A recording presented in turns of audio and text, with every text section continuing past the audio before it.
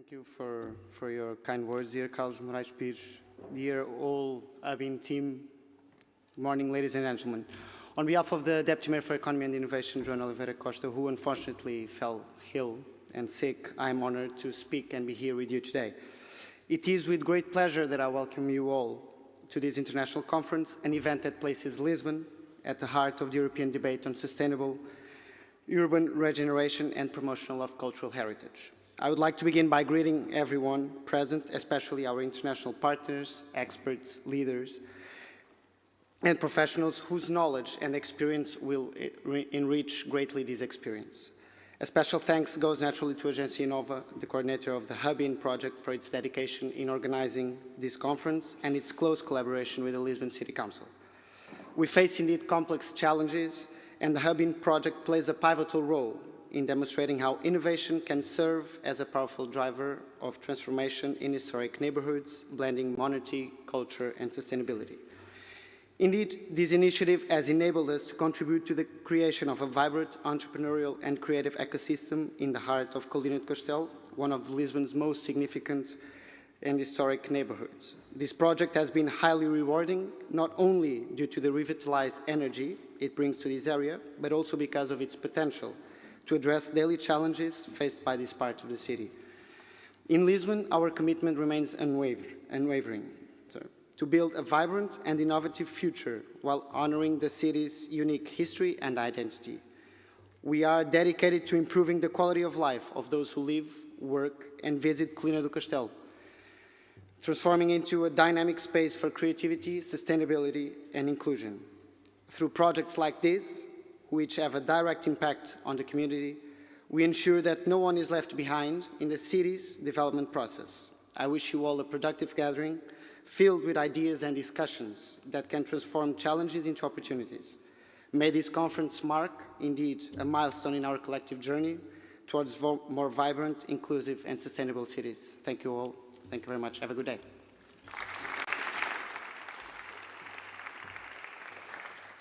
Thank you very much, António. And now the third and last intervention is by Carlos Morais Pires, who is the political councillor of the representation of the European Commission in Portugal.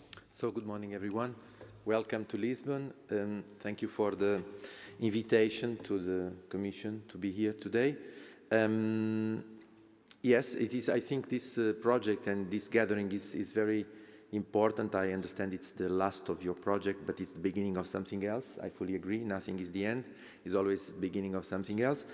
And in fact, talking to Carlos before, I understand a little bit more the context, but it's undoubtedly clear that your crossroads of innovation and cultural heritage is for sure, I think, extremely important for what we do today to prepare the future.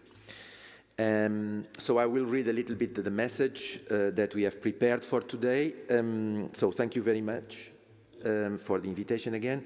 It's a great opportunity to deepen the strategic dialogue about the past, present, and future. The same dialogue that is at the base of cultural diversity and the progress of science and technology.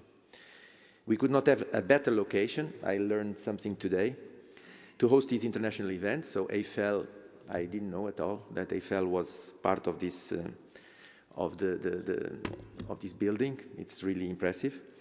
So the European Union is home to an immense heritage of cultures and finest scientific tradition that supported so much innovation over the centuries.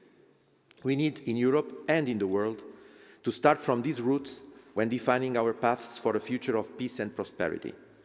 The EU is keen to bring closer the two dimensions of culture and innovation. The Hub-In project is a very good example of investment through the European R&I programs, I understand Horizon 2020. So it's important that you look for other opportunities in the current programs. With the current program, in fact, Horizon Europe, the EU reinforced the resources dedicated to culture, creative and inclusive society. So there is a cluster dedicated to this, which is new, providing more opportunities to collect knowledge to shape the social, economic and cultural transformations ahead. Horizon Europe missions and initiatives such as the new European Bauhaus are excellent vehicles to promote citizens' involvement in the search for solutions to the pressing societal, ecological, and economic challenges of our time. And in fact, this part of the missions is quite important, which means that research and innovation doesn't go alone. You need some sort of citizens' engagement to really make sure that these innovations are possible on the ground, so to say. So there is a need for a societal awareness that innovation is needed and can happen. For instance, the Climate Neutral Smart City mission is supporting cities to reach climate neutrality by 2030. So if this is too ambitious, we'll see. But it's important that we have a path towards this. Otherwise, cities like Valencia are witnessing that something can happen that destroys value, and the society then is, of course, vulnerable.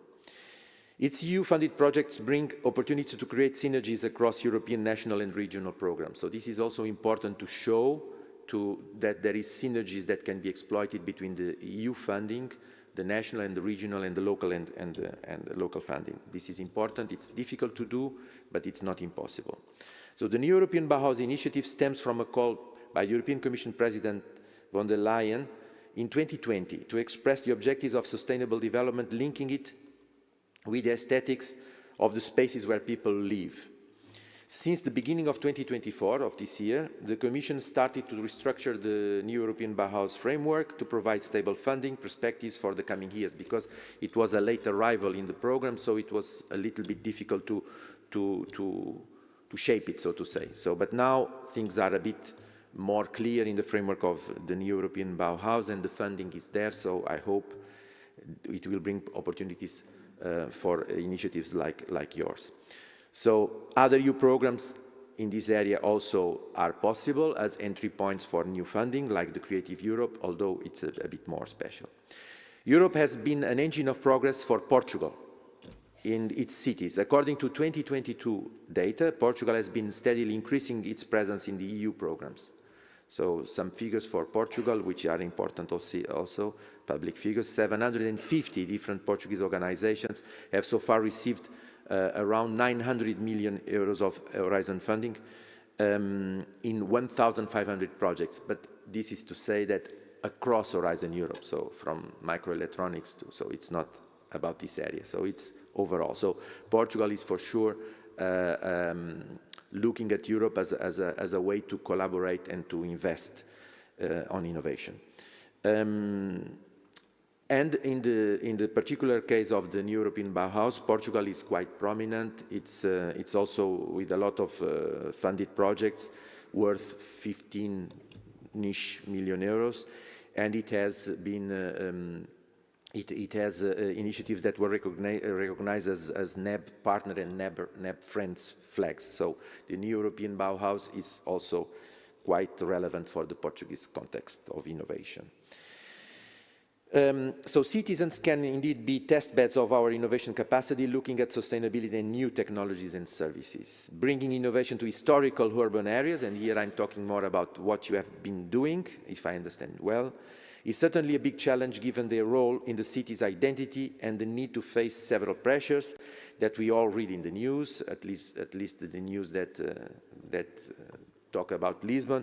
There are a lot of pressures, including the tourism, including the changes of urban ecosystems and so on. So your initiative fits very well in the four themes of the New European Bauhaus and on the missions, of course, and in particular in the one regarding the regaining the sense of belonging.